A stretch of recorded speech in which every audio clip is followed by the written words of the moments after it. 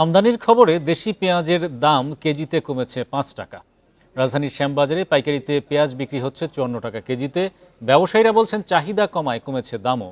তবে আমদানিকারকরা জানালেন ভারতের উচ্চ রপ্তানি শুল্কের কারণে দাম তেমন একটা কমবে না। বিকাশে কম খরচে ক্যাশ আউটের লিমিট বেড়ে ৫০,০০০, প্রিয় এজেন্টও ২টা। দীর্ঘ ৫ মাস পর শনিবার শর্ত সাপেক্ষে পেঁয়াজ রপ্তানিতে নিষেধাজ্ঞা তুলে নেয় ভারত। এই খবরে দেশের বাজারে পেঁয়াজের দাম কমে কেজিতে ৫ টাকা। তবে রপ্তানির লাগাম টানতে ন্যূনতম মূল্য টনে $৫৫০ নির্ধারণ করে দেয় ভারত সরকার। পাশাপাশি আরোপ করে ৪০% শুল্ক। এমন পরিস্থিতিতে ভারত থেকে উচ্চ শুল্ক দিয়ে কেনা পেঁয়াজ দেশের বাজারে কতটুকু প্রভাব ফেলতে পারে তা নিয়ে মিশ্র প্রতিক্রিয়া জানিয়েছেন আমদানিকারকেরা। $550 উপরে যেটা করেছে এটার উপরে 50% ট্যাক্স বসালছে।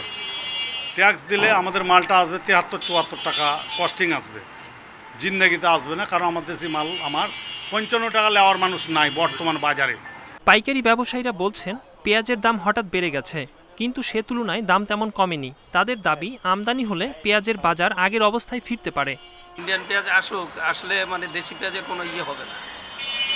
দেশি পেঁয়াজ এই দামই থাকবে বা এর থেকে আরো বাড়বে। ৫২ টাকা থেকে আরম্ভ করে ৬১ টাকা পর্যন্ত বিক্রি হয়েছে। যেমন একটা মোড়া পেঁয়াজ বাসা পেঁয়াজ আছে, ওটা ৬১ টাকা কেজি পর্যন্ত আমরা বিক্রি করছি, আর নিচে ৫২-৫৫ এর ভিতরে। ইন্ডিয়ান পেঁয়াজের ভয়ে মার্কেটে কিন্তু কাস্টমার নাই।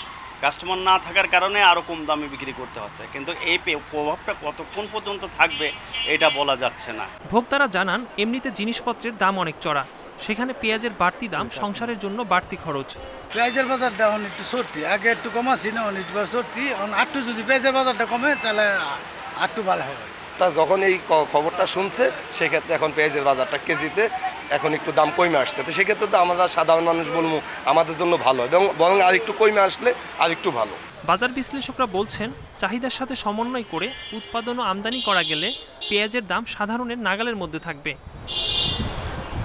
একরামুল ইসলাম, ইন্ডিপেন্ডেন্ট নিউজ, ঢাকা।